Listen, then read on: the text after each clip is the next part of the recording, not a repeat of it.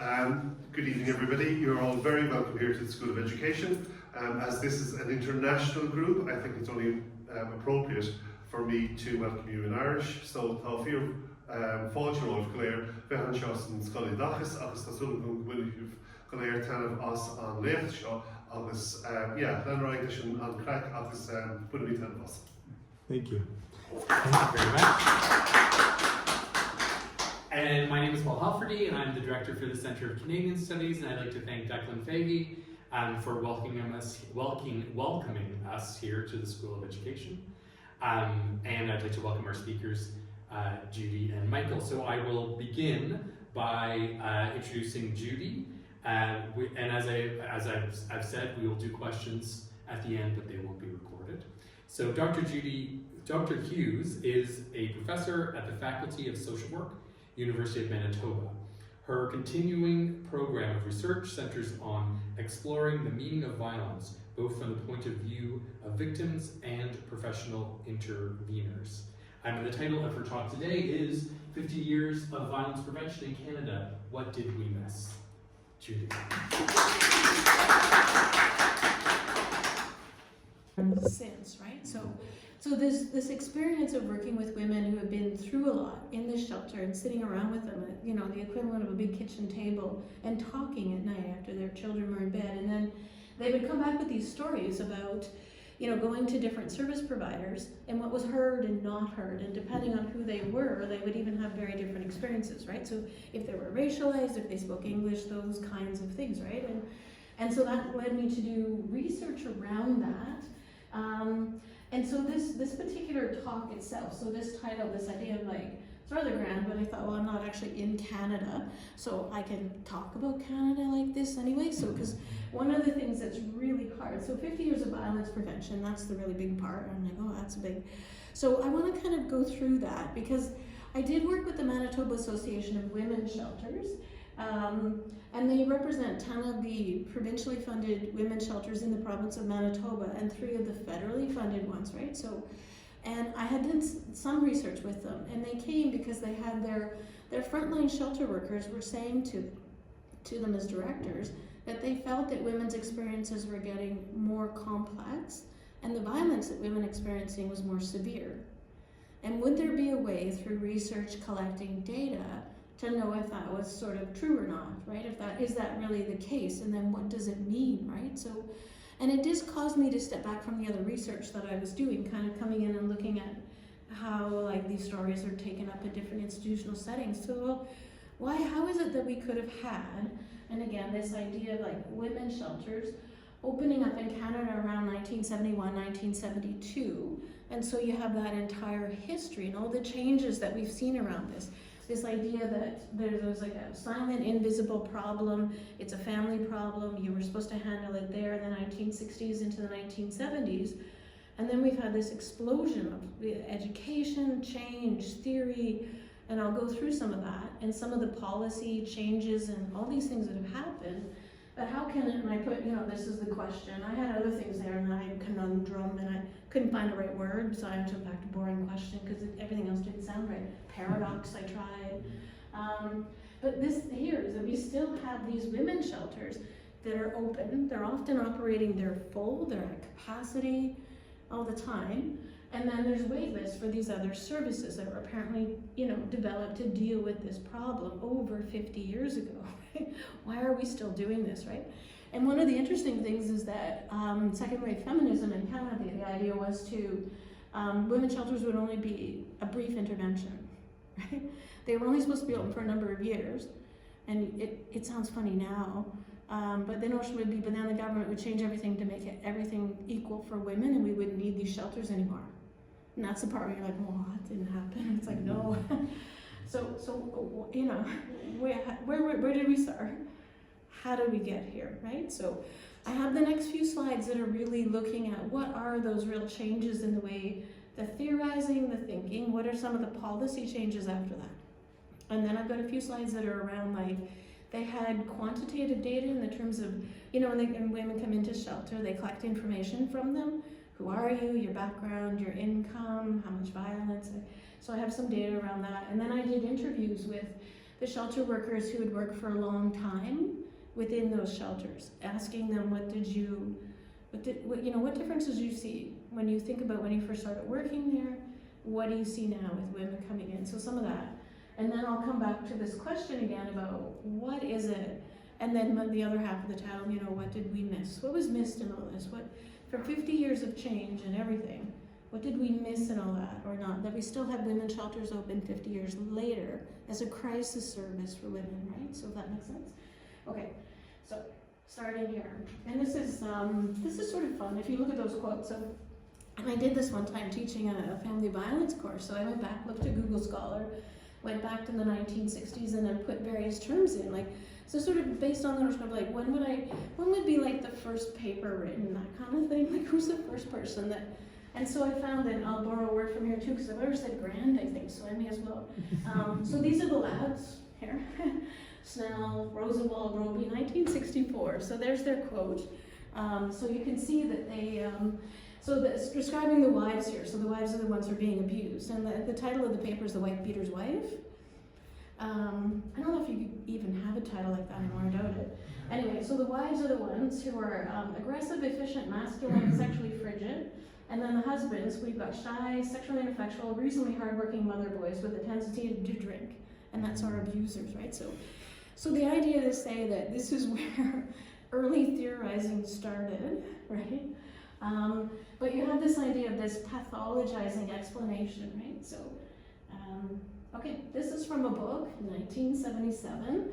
So this is an account, a narrative from a woman at the time. So, she's talking about her partner, this Nelson. He tried to reason with me, but I was too hysterical. He slapped me, I guess, harder than he should have if my jaw was broken to try and snap me out of it.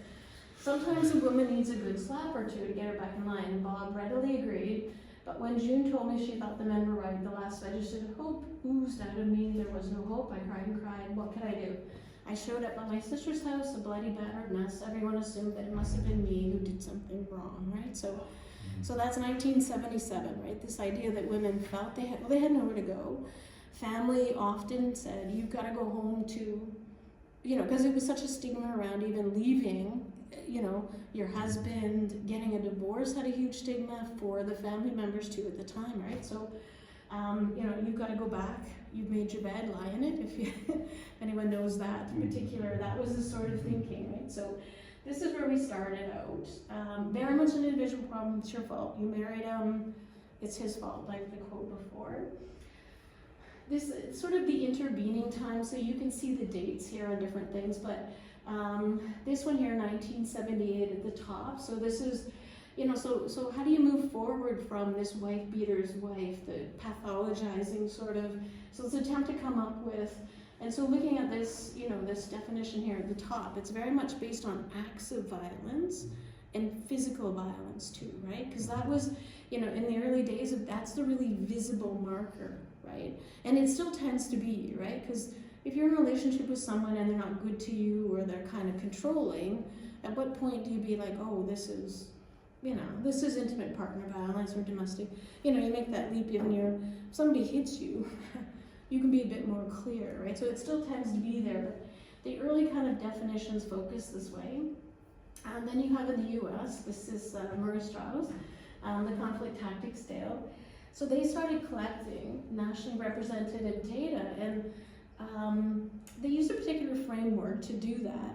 But what was important, and moved it then from this individual pathologizing approach to understanding what was happening in relationships to a more sociological kind of understanding, because they were looking at finding in the US 2 million couples in which there was violence, right? So it's not just a private problem.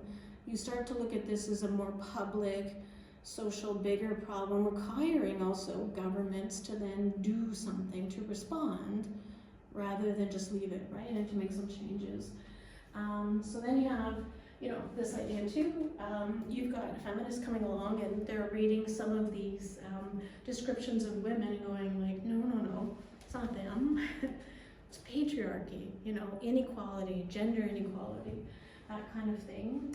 Lenore Walker, she's important. 1978, battered women syndrome, an attempt to describe why a woman would stay in a relationship with someone who's hurting them. And the terms were wife abuse, battering, you know, that kind of like, why would you stay with someone who does this? So her attempt to explain what was assumed to be, you know, that women wanted this or they put up with it, to one that looked at it was an effect of being in these like ongoing cycles of abuse and violence and not finding a way out of it, right? So now this next slide, I have all kinds of things here. I had 3 slides, condensed it, because, you know, we only have so much time, but so there's a lot, but then you have after that, and really right up to where we are now, really this kind of explosion in the 80s and 90s around diversity and intersectionality, right? So, and even moving beyond, say, gender inequality as, or patriarchy as the reason for intimate or domestic violence, right? So, but looking at inequalities, race, social class, orientation, age, you know, conceptual frameworks changed, right? So, you know, even here, trying to understand, you know, like not just physical violence, like our one in 1978, right? That it's the focus even on the acts of violence, but more than that. So even in opening up of those definitions, psychological, emotional violence, financial violence, spiritual violence, there was periods of time in which those definitions go longer and longer. But even like moving down into kind of this idea of gender-based violence, right? So like, you know, microaggressions, the way in which really making those ties again in a clear way between the ways in which people are treated or their identities, that vulnerability to violence, even reaching into your own home, right? So like those connections back and forth, right? And this has been important too, especially in service provision, around understanding the responses to who are the victims to violence, understanding what those responses are all about. So moving from, you know, blaming victims to a notion of survivors, which was a term that lasted for a while until it took on some baggage and, well, not everyone survives or anything. What does that mean? Do you have to do it valiantly? You know how it, and then I couldn't resist putting Alan Wade in because he's a Canadian, but so he's written about resistance and that there's always resistance. So he's had some, anyway. So that's kind of, so moving, so this idea of moving from, you can see the progression. So we have these very complex theoretical frameworks, understandings, changes, you know, it's made it out into the public in some sense, into government, policy making changes. So that's the other side, so this one. Yeah, so second wave feminism, 1960 to 1985, particularly in Canada, there was, during the early 1980s at least, towards probably until the end of that decade, but the women's movement had a lot of overlap with the Canadian government, federal, provincially, making lots of changes, having good relationships around, and violence, an end to violence against women was one of those things. Women's shelters being opened, started principally, it was Vancouver, Regina first, and then moving along across Canada, kind of east and west, along the border where most Canadians live, but now you have shelters in the north, rural communities, all parts of Canada, right? So I think in Ontario alone, which is the biggest province, I think there's like 120 or 130 women's shelters, so you think about those changes too. Really the focus was around police. And I remember working in a shelter in the early 90s, and I was like, and we thought really like we just waited for that whole group of cops to retire and move on, and yes. And then we did trainings with police, and really what would happen was the older police officers would send the new young guys, and all the female cops, all 5 or 6 of them, whatever it was, would show up, right? And there was a lot of reluctance from these younger male cops. But that was sort of the idea. You would like train them, they would get it, we'd move forward, you know, pro-arrest, prosecution policies. So there was a lot of changes, police sensitivity trainings. And then here too, this is important. So screening for domestic violence happened in, you know, mental health, criminal courts, civil courts, child custody, child welfare too. We'll come back to that, that one's important. But so there's all these changes, all of this happening. But really in a sense, like again, with all of these changes, ideas changed, theories changed, opened up, all of these policy changes, what does it really mean for the women who might still be in domestic violence shelters? So they sent me their data, so looking at it, so You can see at the top here, income, right? And I changed it to euros. I just looked it up on the internet, what's the difference between, and to give you an idea, but $20,000 Canadian a year, and so, and then a total, and then under $10,000, right, so that amount in euros, right, so, and then only 9% of the women in shelters, and this data covered, I should say, from the year 2000 to about 2015, and it included data from over 5,000 women. About 5,500 women, so it's lots of, there was some missing data because it wasn't collected for research purposes, so it has some limitations, but, and in fact the way that they're not expecting women to have high incomes because they didn't even collect anything above 35,000. They just had a category 35,000 and more.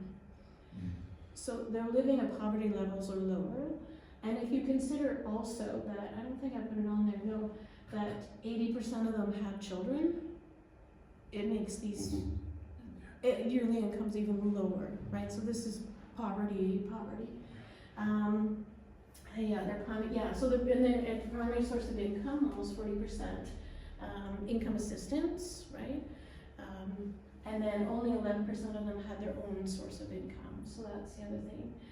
And this is what's driving it. And this one for me was when I looked at this. I thought for a country like Canada, this was probably the most shameful one, that only about a third of these women, very marginalized women, had ever finished high school.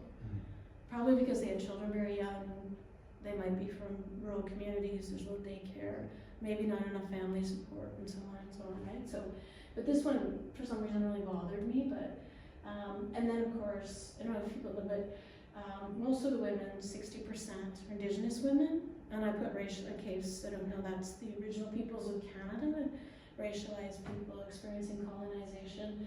And then this doesn't always get said because it's mental health, but a significant percentage with disabilities, right? Principally the diagnosis of depression and anxiety. Yeah.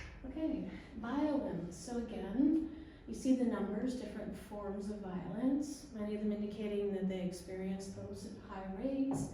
Physical injuries. These indicators here are important, these questions around, like, if you look at a danger or a risk assessment, around just not even experiencing different forms of violence, but these are the questions that get asked around it. Did the person abusing you have access to guns or firearms? Were there charges against them, and do they abuse drugs and alcohol? So you can see many of them saying yes to those things. Interesting, 30% of women said they had requested police intervention, but then only 19% said they had a court order, right? So, yeah. Okay. All right. And this was the other part, because really partly I think what these frontline shelter workers were looking at was when they said they had, it seemed like the situations of women were more complex now than they had been in the past. Some of it has to do with this, right? And what they're kind of dealing with. So you can see this was a diagnosis from a doctor of a physical illness or a mental health disability, right? Depression and anxiety being the highest. Medication being used by about a third of women. And then with 42% showing up at the shelter with 2 or more medications when they get there. You know, this number going through drug treatment. And that really, and this will become important towards the end too, is that you have these women who are very vulnerable because of their circumstances, just even being economically marginalized.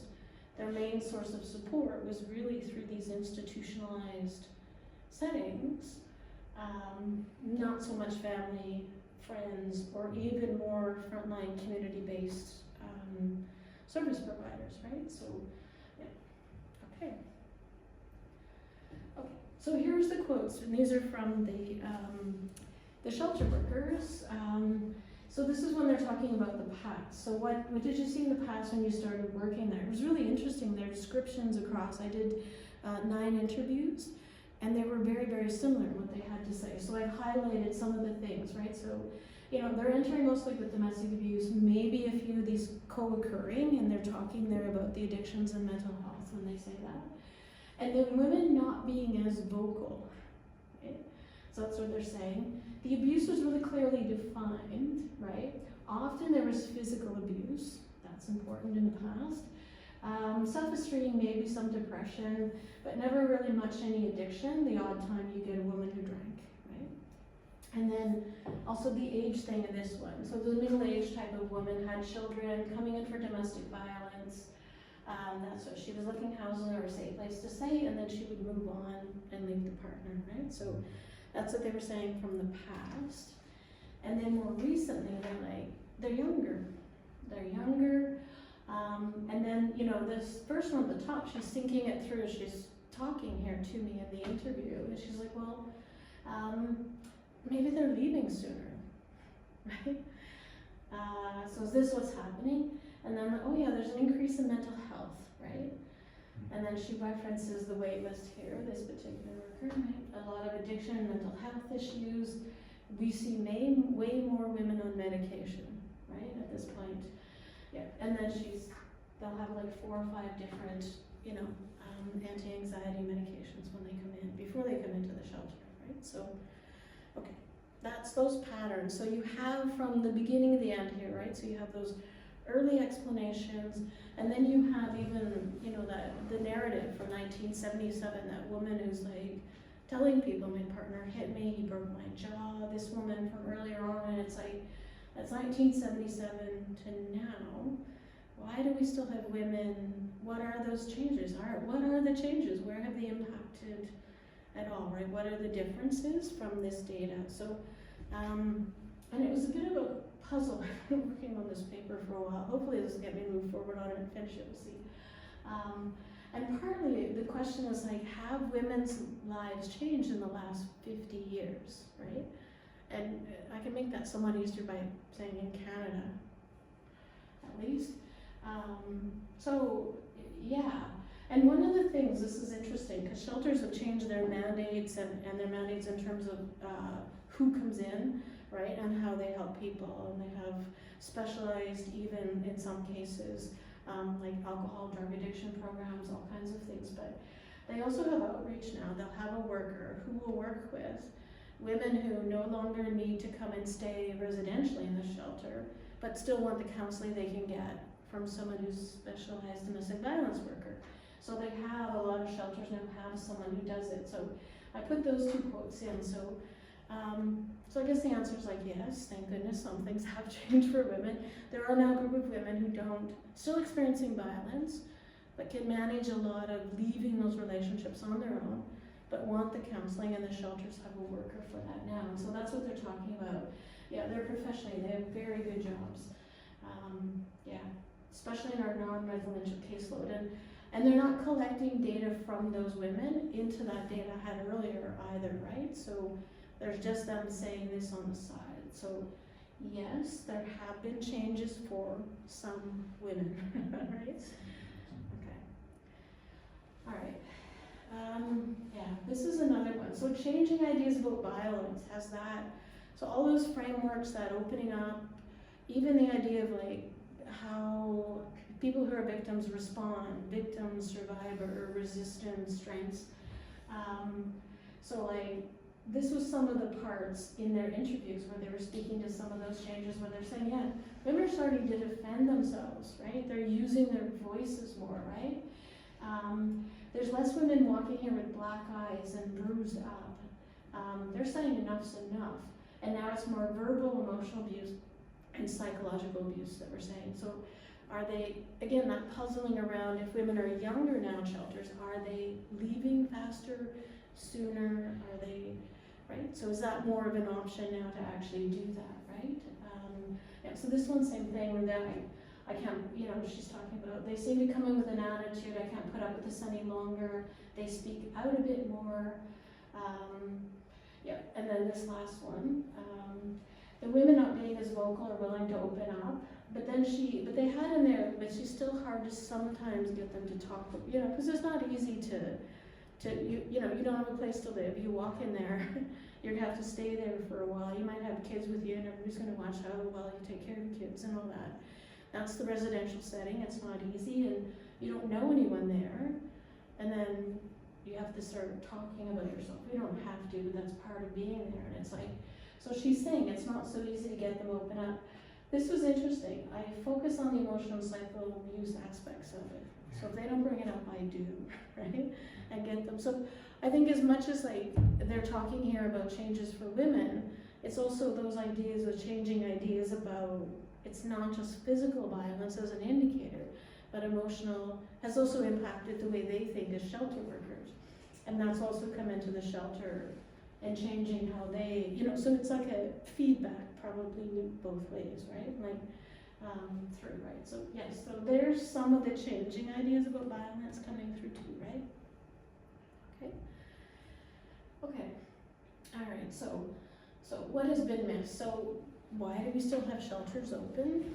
And I remember when I worked in the early 90s, I was there once for a night shift and it was quiet, and I was looking, and I was also a university student, so I was like, well, I gotta sit up all night anyway, so. And they had they had literature there, and I found, and it was gold from 1991, I don't know if I put it, oh, there she is. I thought I put it there. This article from Canadian Women's Studies Journal or something like this, and she was actually a director of a shelter writing in 1991, our shelter's obsolete. We should close them and make the government really do something about violence against women in 1991, right? Because they were meant to be, again, just a temporary crisis intervention, right? So that you have, and then, there are equity changes for some women, right? They have careers, professions, they have their own income, they can move on, they can go to a hotel with a credit card, maybe their families support them now, whatever those changes are about. Yet there's still, for some women, like we saw with those descriptions of the women in the shelters from that time, there's a growing inequality for a more marginalized, vulnerable group of women right underneath that all. So what did we miss? The focus has been on violence prevention, but not equity overall. Makes sense, right?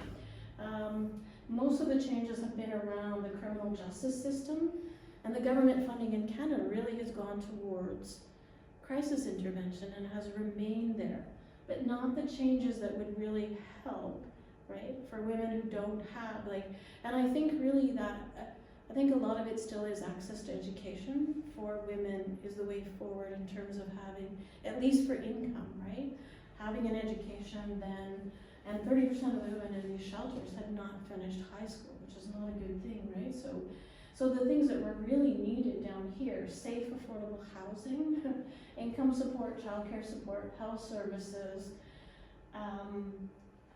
have not been necessarily included or even thought of as violence prevention mechanisms, but they are, and especially for the more vulnerable group of women, right? So the funding is going here. And a lot of the changes really largely were to the criminal justice system, pro-arrest, so on. Okay, so that's one part. And just getting close to the end, but so really what's happened, even at the same time that we've had, and it's an irony, it's a complete irony that even over time, the last 50 years, this growth in understanding, knowledge about what violence is, what victims experience, the multidimensional ideas about gender-based violence as a concept over time, you've had at the same time, the 1980s, that later on, there was a backlash, fathers' rights, men's rights movement that started. The funding to women's organizations dried up. There were women's organizations, the National Action Committee completely disappeared. There was an organization that looked at women in the law, completely disappeared. By the 1990s, they were just unfunded out of Status of Women Canada was only funded for looking at income support programs for women, not doing anything else except for that under conservative governments, right? So in the 1990s, this idea about growing government deficits and new conservative ideology, so there were cuts to income assistance programs. The federal government in Canada really got out of the business of doing anything about social housing anymore. There was a slight change when the Trudeau government came into power like 9 years ago, but that's, but you're not back to where it was before all those funding cuts, right? So, And then this is the other part. So at the same time, with all those great increases in our knowledge, our understanding as we move forward about what violence is and how it manifests, these cutbacks have meant that for that vulnerable group of women, they still need shelters. They still have to go there, and the shelters still have to be open, right? So the other piece about that growth in knowledge is that in some of these systems, so the criminal justice system, so one of the things that these workers are talking about, and it shows up in research, the idea of dual arresting. There's gender neutral language,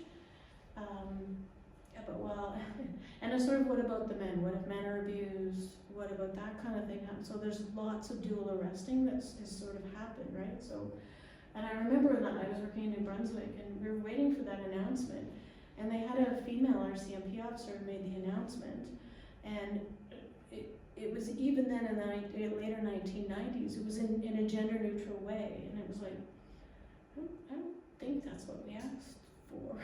So, but again, and the impact of that really is into the lives of economically marginalized women and racialized women, and then in Canada, principally Indigenous women too, right? So the other one has been the child protection system. And so because with all of this increased knowledge about domestic violence became, well, the impacts on children, right? So not just child abuse in terms of are children neglected or are they sexually or physically abused directly, but the idea of children witnessing violence, it led to more and more child protection, and in fact provincially budgets for child welfare systems and authorities increased exponentially after this was a category now for child protection.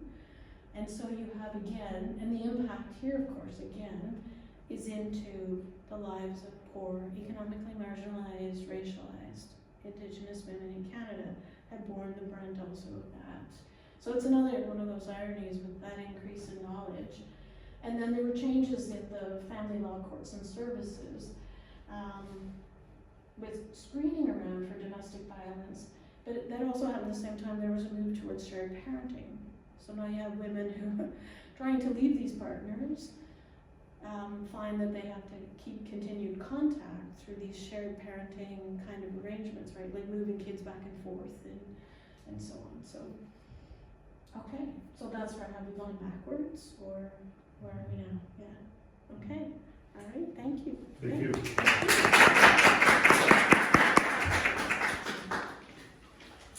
Thank you, Judy.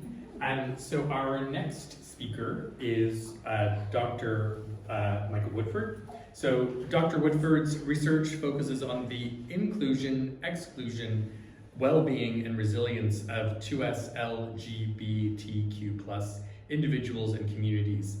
He specializes in studying 2S LGBTQ+ microaggressions and campus climate and their impact on students' mental health and academic success. So take it away. Thank you, Paul. Thank you, everybody. And it's really very honored to be here and to be able to share some of this research. And I will unpack the acronym in a second for you all. And of course, I do want to honor and acknowledge today as the Transgender Day of Remembrance, and this is something that we celebrate in Canada, in the US, and Judy and I were honored to attend an event today, lunch hour on campus here today as well, so thank you for that.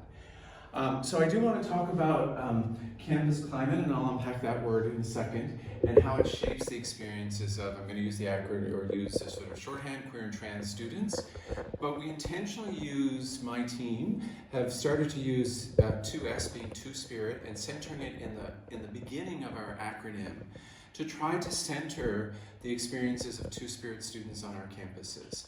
And not saying that's to suggest that we have a large participation of two-spirit students, but it's part of our work around acknowledging the land that we're on as settlers within Canada as well. And because in fact, when we started to do this work, and you will see the acronym of being LGBT or LGBT2S+, with the 2S being at the end as well. So that's some of those things. One of the parts for our work has been really central is to not just think about groups as one large group. and thinking about especially the experiences of trans and non-binary and genderqueer students, and unpacking sexuality and gender minority students' experiences along those ways. So turning to this idea of campus climate, and so Declan and I were talking earlier, Declan was doing work around bullying, and like I could use the word discrimination, right? But this research is really coming out of the US. It started around racial campus climate, and colleagues and I have taken it to move it into looking at LGBTQ issues and and such, and certainly other areas as well. But it's important for us to think about the climate is sort of multifaceted. So and we could even use the word stigma if we wanted to say experiential stigma, so clearly discrimination, right? We could flip that the other way and say affirmation as well, thinking about it from a positive point of view. The psychological, my sense of belonging. Do I feel like this is a place where I can be? This is a place where, I feel safe. This is a place where I feel like my identities are recognized, am I invisible in those kinds of spaces? Also the structural climate, so thinking about policies, resources. So I have to say, I'm glad here when I go to the toilet and I see signage that says people should use the toilets that they feel comfortable in. It's like that's a structural policy change, which is really important in those ways. And why do we do this? Is that we know, just like any minoritized group, that the climate matters for students' well-being. And so part of our work is trying to think about both their mental health and also academics. What I'm going to talk about today is going to be focusing around mental health. So I have two studies that I wanted to draw on today. So one was querying higher education in Canada, which was a secondary data analysis of a very large survey that's been done several times now in Canada. It's actually a US-based survey called the National College Health Assessment. And through some funding that we received, we were able to do secondary data analysis of their 2016 survey. And then secondly is the Thriving on Campus study. Thriving on Campus was a Ontario-wide campus climate study that my team and I conducted. And probably the first, certainly in Canada, the first campus climate study of such scope. And I would even say this is probably one of the largest ones that exists in North America. It was a mixed method study, so both a quantitative and a qualitative phase. And actually those data are integrated, so which is really important because we're able to look at so many different things for the 50 students who participated in our interviews. I will draw on some of the qualitative data today, but it's primarily quantitative pieces that I'm going to share. As I mentioned, the first one is completely quantitative. One of the things, even though I might even say this causes this, is that because of the nature of the data, we don't actually know that it's cause and effect in that way. It's it's cross-sectional data, but it's certainly really informative because it tells us that there are students who are experiencing high rates of discrimination, and they are also reporting very high rates of negative mental health outcomes and such, sadly. So why does this matter? I always like to think about our campuses as being those microcosms of larger society. And we know that there are things happening in society that are very negative for minoritized groups, including queer and trans students. And we think certainly some of the first campus climate research was focusing on experiences of women, and then was racialized people, and then other groups as well. And so that idea of that chilly climate came up in terms of some of the climate studies for women, especially women faculty. Hello. When we think about for our students that the campus environment, especially for the traditional age student, is a really important developmental stage. So it matters for who they are, their well-being, but also their sense of identity, especially for queer and trans students. Certainly we would like to say, there's going to be lots of opportunities for affirmation. There used to be this sort of discourse of, I'm going to go away to college to explore my identity. Well, that suggests you're going to have a space and an opportunity to be able to do that idea, is it a safe space? Are those opportunities? And I don't want to suggest that, of course, all of our students' experiences are just based on campus, but it's a major context in which they exist. Certainly research, including some of my own, has demonstrated that mental health problems are more prevalent amongst 2S LGBTQ students compared to their counterparts. And why is that is an important part. And so looking at how discrimination impacts those negative those outcomes. So this is from that Queer in Canadian Higher Education, and this is comparing So again, it was a large study, so about 40,000 students and approximately 15 identified as part of the queer and trans community. And you can see here, sadly, across all of these different mental health indicators that queer and trans students are doing worse. On the end, we have flourishing, which is actually a positive thing, so it's an indicator of positive well-being, so such as like satisfaction, I feel like I'm contributing things, and again, we see that they're reporting lower levels of flourishing as well. And you know, this in Canada is the sort of first national picture we have of queer and trans students. This sample includes college students, so which we would call community college, and university students. What about for trans students? So again, unpacking, I'm going to say unpacking the acronym in a way, looking at trans students, and again, sadly, we see that compared to their cisgender LGBTQ counterparts, they're also doing worse, facing more challenges across these mental health outcomes. So one of the things that my work and many other people as well, but it's drawing from psychology in terms of minority stress theory, is saying to us that, well, it's not an internal deficit. Rather, this is an ecological, social context, and the social context matters. And so if you grow up in a transphobic world, you're going to have experienced transphobia, which would be these distal minority stressors. You're also possibly going to integrate some transphobic thinking into your own sense of identity, which would be a proximal minority stressor. Also, I always think about the trans student who has a really horrible time in high school, and then they go to university. They're going to expect the same thing in university in many situations, sadly. So that's also a proximal one. So this is in addition to, so I'm dealing with all these minority stressors, in addition to, I've got work to do. I'm challenged by my class. I just had a class with Paul, and I'm completely overwhelmed, right? All of those things, we'll say, right? And so it's this idea of the chronic stress as being a minority within a dominant society.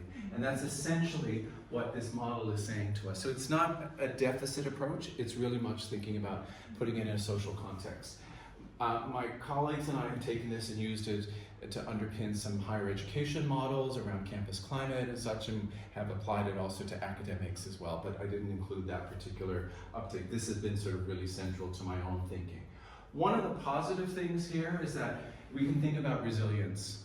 So thinking about, until we eliminate these stressors, we need to have students who have resilience, and how do we foster that? So I am going to talk a little bit about resilience today as well. So if we think about then taking from that national data in terms of experiences of discrimination, so this survey looked at very blatant forms of discrimination, and again you can see LGBT students are experiencing much higher rates of discrimination, and they're significantly different compared to their cisgender counterparts. So when we look at then trying to take this minority stress model and applying it, we can see here that the LGBT students, compared to their cisgender heterosexual counterparts, have higher rates of victimization. They also experience a more chilly perception of the climate. I didn't talk about that in a previous slide, but this lower sense of safety, and that actually includes questions about safety off campus, so on campus and off. And then that's associated with higher rates of being diagnosed with depression in the past year, also attempted suicide in the past year, sadly, and also lower flourishing, which was their indicators of flourishing within the past month. So it really says to us, climate, in terms of students' experiences, matters. And we know mental health is so critical to students' academic success as well. So you've got this sort of complicated model that's happening out in these relationships. So I do want to turn to thriving, which has been sort of my raison d'etre for the last couple of years. And so Thriving on Campus, again, was an Ontario-wide study. It was done in partnership with student affairs leaders at all public universities in Ontario. So we had 21 universities support our study. Now that support sometimes was significant in terms of promotion of our findings and promotion of the study, excuse me. Sometimes it wasn't as much, but we also relied on social media. We also went through student unions and student groups to promote our study, because we needed to have students to participate. As we can imagine, there isn't a list of 2S LGBTQ students to draw from to survey. So This gives you a picture, and so we've reached all of our universities in Ontario, public universities. And when it comes to sort of the diversity of our sample, the fact that we have almost 30% who are identifying as part of the trans community is quite notable. Also, the number of racialized students, almost at 30% also. And some of the work that we've been doing are looking at those intersections. I'm not reporting out on that today. But also here, 17% identifying as disabled. We also asked them, so that's like, do you identify? That was that question. We also asked them, do you experience any of these disabilities or conditions that affect your experiences as students? Doesn't mean that they're identifying as disabled. 65% of the students said, I'm experiencing mental health or emotional challenges that are affecting my experiences as a student. And this was before the pandemic, the year before the pandemic. So imagine what the number would be now, right? Sadly.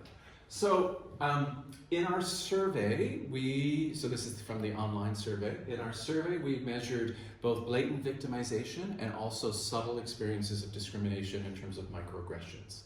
And my colleagues and I have developed scales to measure microaggressions. So these are just some sample items for each of them.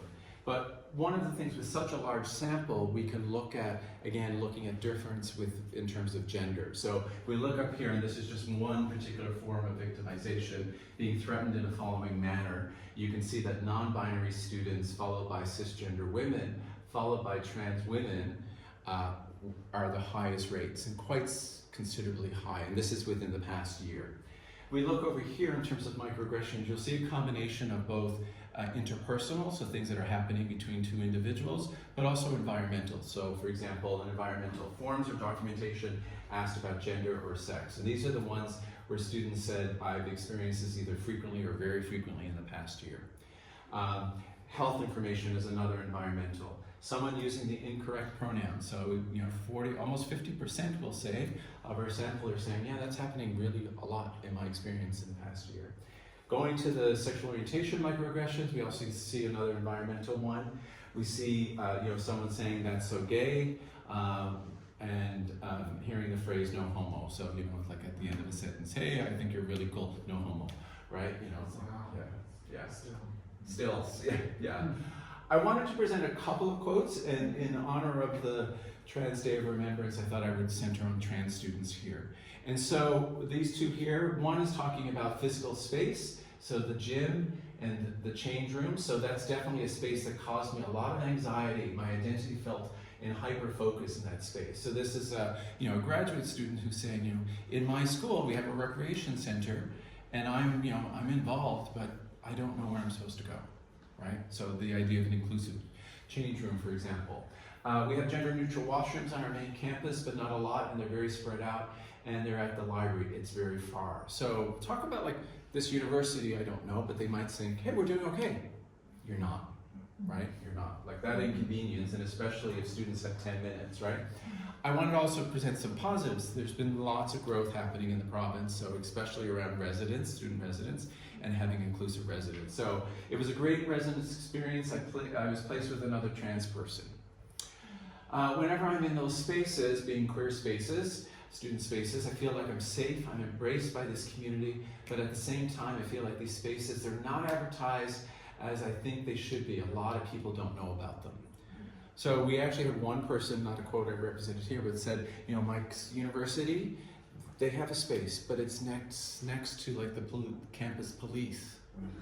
I don't feel safe. Like, again, another sort of little bit of a disconnect here. Like, we got to think about physical locations of these things, right? So, we also look at the perceptions of the climate. So this is looking at different dimensions of, again, that psychological climate as I talked about it earlier. So you can see across this graph different dimensions here, so such as like, perceptions of the attitudes and treatment of queer people and trans people. So again, two separate scales. Perceptions of the EDI policies, perceptions of the university's leadership around that. So for example, that scale has things such as, the university is university leaders are making statements about EDI for queer people, for trans people, those kinds of things. And sadly, we see here, it's like, okay, some things are positive, but they're not very positive. Like it's a very, very, it's like more so closer to neutral, right? sadly, we're still seeing some things over here.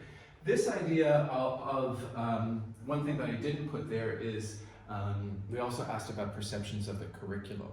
And we have an analysis underway now that's actually looking at how does that relate to students' well-being. And what we're finding so far is that it's actually not a lot on the academic side, but on their sense of stress.